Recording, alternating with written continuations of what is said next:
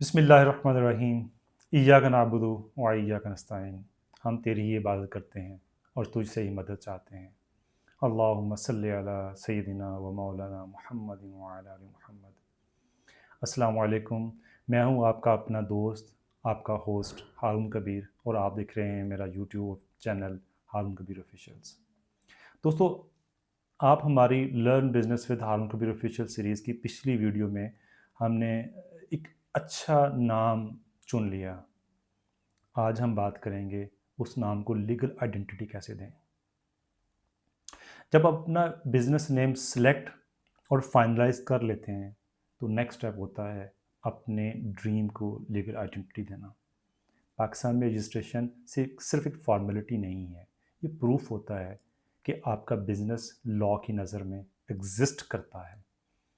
ये आपको credibility, protection और अपॉर्चुनिटीज़ देता है ताकि आप बैंक्स, गवर्नमेंट डिपार्टमेंट्स और इंटरनेशनल क्लाइंट्स और अपने दूसरे स्टेक होल्डर्स के साथ आसानी से बग़ैर किसी हिलो हिजत के काम कर सकें। दोस्तों, एक रजिस्टर्ड बिजनेस कस्टमर और सप्लायर्स के लिए ट्रस्ट बिल्ड करता है, आपको बैंक अकाउंट, लोन, टेंडर्स के लिए एलिजिबल बनाता है, आपका ब्रांड नेम को प्रोटेक्ट करता है और दूसरों को यूज़ करने से रोकता है, टैक्स कंप्लायंस और लीगल रिकग्निशन में हेल्प करता है, इन्वेस्टर्स और पार्टनर्स को अट्रैक्ट करता है बिकॉज वो लेजिटिमेट बिजनेस को प्रेफर करते हैं। दोस्तों, रजिस्ट्रेशन को ऐसे समझें जैसे आप अपने नाम को बर्थ सर्टिफिकेट दे रहे हैं। बिना इसके बिजनेस सिर्फ आपके माइंड तक लिमिटेड होता है, लोग उसको पहचान नहीं पाते, लोगों को आपके कारोबार की समझ नहीं होती या उन तक एक्सेस नहीं होती। दोस्तों, आप अपने गोल्स के मुताबिक डिफरेंट कैटेगरीज में बिजनेस रजिस्टर कर सकते हैं। हर टाइप का अपना स्ट्रक्चर होता है, रिस्पॉन्सिबिलिटीज़ होती हैं, बेनिफिट्स हैं और उसके कॉन्स भी हैं ऑफ कोर्स। पहली जो कैटेगरी है उसको हम कहते हैं सोल प्रोप्राइटरशिप। सोल प्रोप्राइटरशिप के अंदर एक इंसान उसका ऑनर होता है, उसी के नाम के ऊपर पर्सनल एनटीएन नंबर बनता है और एनटीएन नंबर की बेस के ऊपर वो अपना बैंक अकाउंट खुलवाता है और उस बैंक अकाउंट की बेस के ऊपर वो अपना काम करता है। ये सिंपल है, फास्ट है। ये ज़्यादातर स्मॉल शॉप्स, फ्रीलांसर्स या स्टार्टअप्स के लिए बेस्ट होता है। दूसरी कैटेगरी उसको हम कहते हैं पार्टनरशिप फर्म। पार्टनरशिप फर्म दो या दो से ज़्यादा लोगों के मिल के एक कॉमन एजेंडा के लिए, एक कॉमन गोल के लिए काम करने का नाम है। दोस्तों, पार्टनरशिप कंपनी 1932 के एक्ट के अंडर रजिस्टर्ड होती है। इसमें ज़्यादातर जो बेस्ट होता है, इसमें आपकी फैमिलीज़ या फ्रेंड्स या किसी भी इंटरेस्ट की बेस के ऊपर आप दो या दो से ज़्यादा लोग जो है मिलके एक रजिस्ट्रेशन करते हैं। उसके अंदर वो अपनी रिस्पॉन्सिबिलिटीज़ को भी डिवाइड करते हैं, उसके अंदर वो अपनी इन्वेस्टमेंट को डिवाइड करते हैं। दोस्तों, तीसरी किस्म है प्राइवेट लिमिटेड कंपनी। पाकिस्तान के अंदर प्राइवेट लिमिटेड कंपनी ऐसे है जैसे कि आप अपनी बिज़नेस को अपनी ज़ात, अपनी पर्सनैलिटी से अलग करते हैं। इसकी एक सेपरेट लीगल आइडेंटिटी होती है। इसके लिए आपको एसईसीपी के अंडर रजिस्ट्रेशन करानी होती है। इसमें ऑनरशिप शेयर्स होते हैं और शेयर्स की बेस के ऊपर ऑनर्स, मैनेजिंग डायरेक्टर, डायरेक्टर कौन होगा उसमें वो चुने जाते हैं। ये एक बेहतरीन रजिस्ट्रेशन का एक अपना तरीका है जिसके अंदर आप मीडियम या लार्ज स्केल बिजनेस के लिए बहुत ज़्यादा प्रेफर्ड रजिस्ट्रेशन वे है। दोस्तों, इसकी जो अगली किस्म है उसको हम कहते हैं public limited company. Public limited company एक लार्ज स्केल कंपनी जब अपने फंड रेजिंग के लिए या किसी भी और पर्पस के लिए अपने आप को स्टॉक लिस्ट में रजिस्टर करती है और अपनी कंपनी के कुछ शेयर्स मार्केट में बेच देती है और बहुत सारे लोग उसको ख़रीदते हैं और उससे कंपनी के अंदर पैसा भी आता है और बहुत सारे लोग जो हैं वो उस कंपनी के शेयर होल्डर हो जाते हैं। तो इस कंपनी को हम पब्लिक लिमिटेड कंपनी कहते हैं। दोस्तों, एक और किस्म है, इसको हम कहते हैं सिंगल मेंबर कंपनी। ये ज़्यादातर एक ही पर्सन की कंपनी होती है, लेकिन इसका एक लीगल स्टेटस होता है। इसको एसईसीपी के अंदर हम जाके रजिस्ट्रेशन कराते हैं। ये नॉर्मली ज़्यादातर जो प्रोफेशनल्स हैं या एंटरप्रेन्योर्स जिन्होंने एंटरप्रेन्योरशिप स्टार्ट की है, वो इस तरह की रजिस्ट्रेशन में जाते हैं। अगली जो किस्म है उसको हम एनजीओ, एनपीओ या फाउंडेशन कहते हैं। ये नॉन प्रॉफिट ऑर्गेनाइजेशन या सोसाइटीज़ एक्ट या ट्रस्ट एक्ट के अंडर रजिस्टर्ड होती है। ये नॉर्मली सोशल या वेलफेयर प्रोजेक्ट के लिए, लोगों की हेल्प के लिए, ज़्यादातर इसके अंदर जो लोग आते हैं वो बिज़नेस से प्रॉफिट नहीं कमाना चाहते हैं। उनका जो ऑब्जेक्टिव होता है वो वेलफेयर या सोशल होता है। दोस्तों, पाकिस्तान में बिज़नेस रजिस्टर करने के लिए इम्पॉर्टेंट अथॉरिटीज़ के बारे में आपको पता होना बहुत ज़रूरी है, और वो उसके बारे में हम इस वीडियो के अंदर ज़िक्र कर रहे हैं। पहली जो अथॉरिटी है वो है एबीआर, फेडरल बोर्ड ऑफ रेवेन्यू। आपने एनटीएन रजिस्टर कराना है या सेल टैक्स रजिस्ट्रेशन करानी है, वो आपको एबीआर के अंदर करवानी होगी। Second, SECP, security and exchange commission of Pakistan. जब भी आप प्राइवेट लिमिटेड कंपनी में जाते हैं या आप सिंगल ओनर कंपनी में जाते हैं, तो आपको एसईसीपी के अंदर रजिस्ट्रेशन करानी होती है। इसके नेक्स्ट आपके रजिस्ट्रार ऑफ फर्म, जो कि डिस्ट्रिक्ट लेवल पर होता है।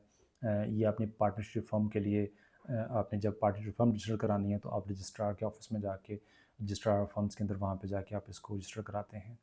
इसके अलावा local chamber of commerce and industry, इसके अलावा ट्रेड बॉडीज़, बैंक्स, ये वो सारे अदारे हैं जिनके अंदर रजिस्ट्रेशन, जिनके अंदर बैंक अकाउंट या जिनके अंदर आपकी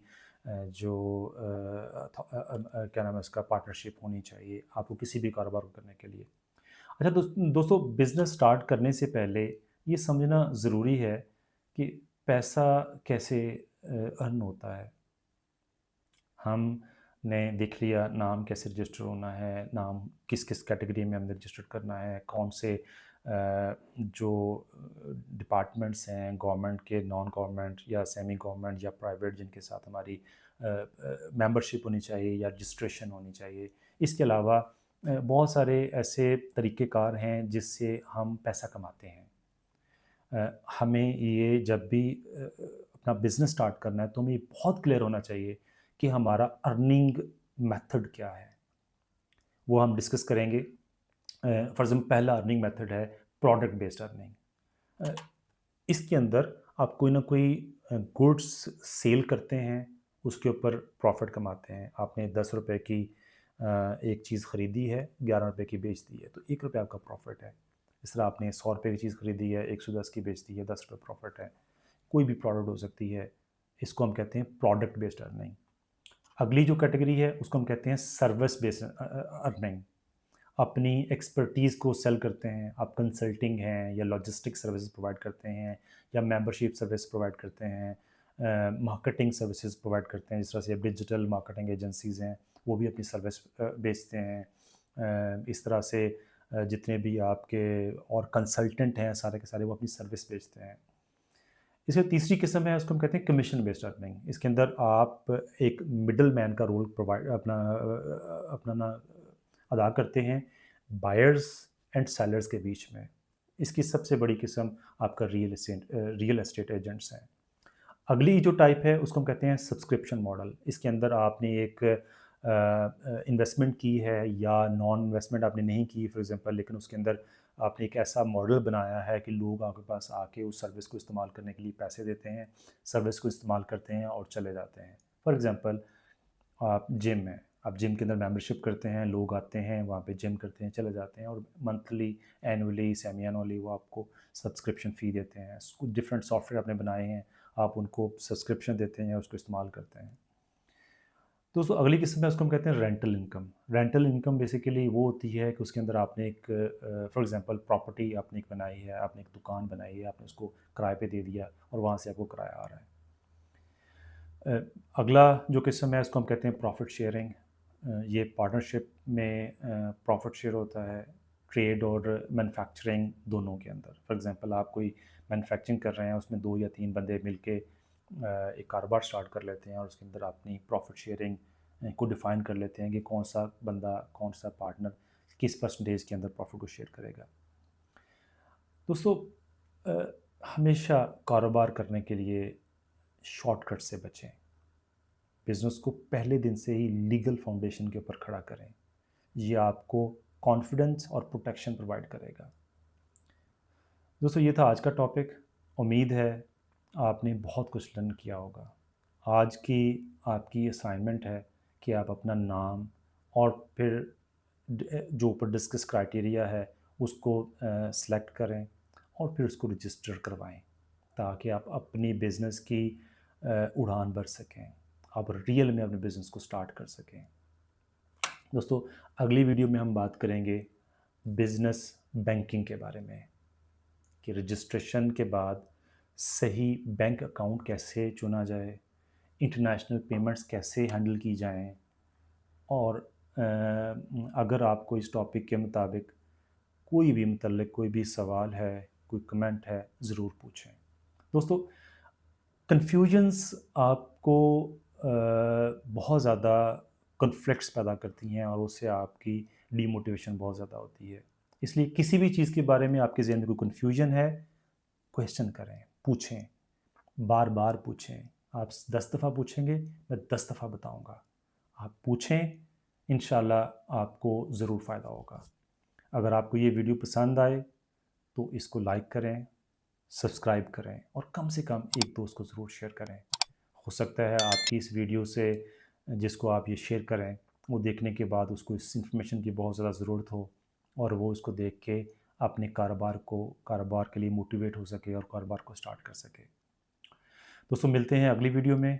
तब तक के लिए अपना और अपने प्यारों का बहुत ख्याल रखें, खुश रहें, खुशियाँ बांटें। Thank you very much. Allah ने रहबान।